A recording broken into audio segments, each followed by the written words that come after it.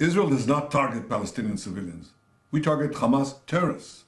And when these terrorists embed themselves in civilian areas, when they use civilians as human shields, they're the ones who are responsible for all unintended casualties. To those who criticize Israel, I ask, what would you do if terrorists murdered and kidnapped your children? You would do what we are doing.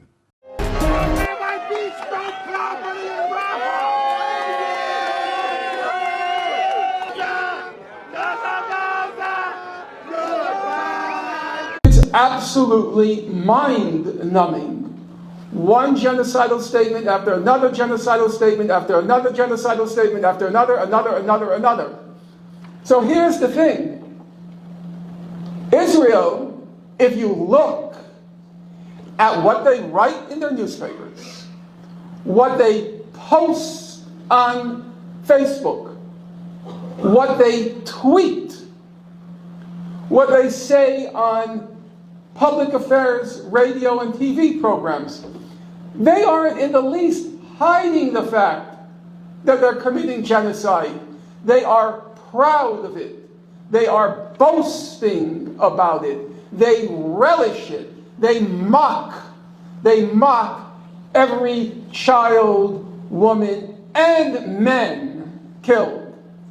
I find it personally disgusting the way there's this distinction between women and children killed versus men killed, as if every man is a deserving target in Gaza.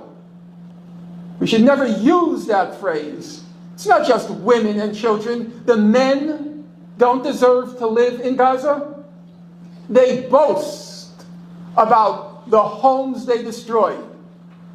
They take videos of the universities they pulverize. They relish and mock the dead as they take their bulldozers, not just to bulldoze homes, but to roll over the bodies that they have killed.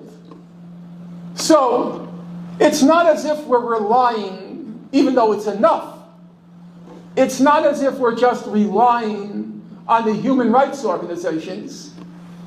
It's not just as if we're relying only on what the World Health Organization has to say, what UNESCO has to say, what UNICEF has to say, what CARE has to say, what Save the Children has to say, and on and on and on. I said and I repeat, every humanitarian organization is saying the same thing about what's going on or has gone on in Gaza. It is not controversial. But even if there were, even for argument's sake, even if there were doubt about it, maybe they're all anti-Semitic.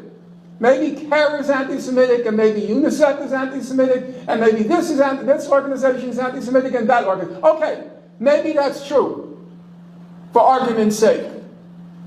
But then how do you explain all the statements that are made by the senior government officials, by the most influential figures in Israeli civil society? There are times when it's warranted, it's justified to make the distinction between the state and society. Because there are times when the state does not accurately represent the feelings, the sentiments of society in general. I am old enough to have lived through the Vietnam War in my country. And there was a period, you could say during the height of the Vietnam War, where the actions of our state, our government, did not reflect the feelings and sentiments of a large part of our society.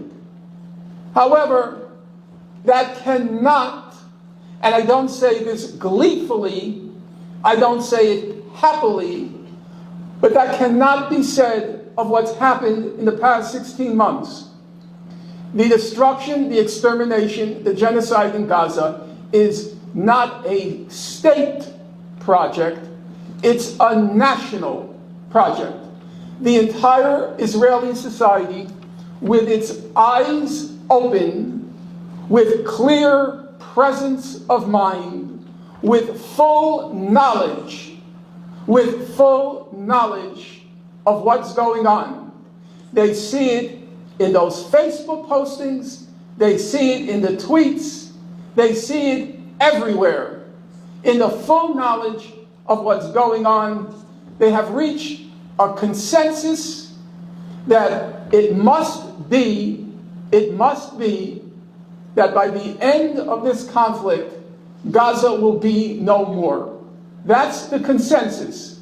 It's not just Mr. Netanyahu or the former defense minister, Mr. Gallant.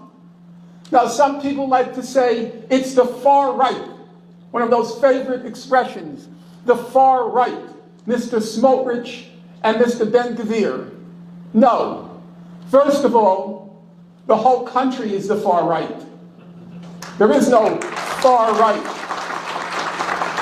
And across the board, from one end of the political spectrum to the other, and from the top to the bottom, it's a national project to, for once and for all, liquidate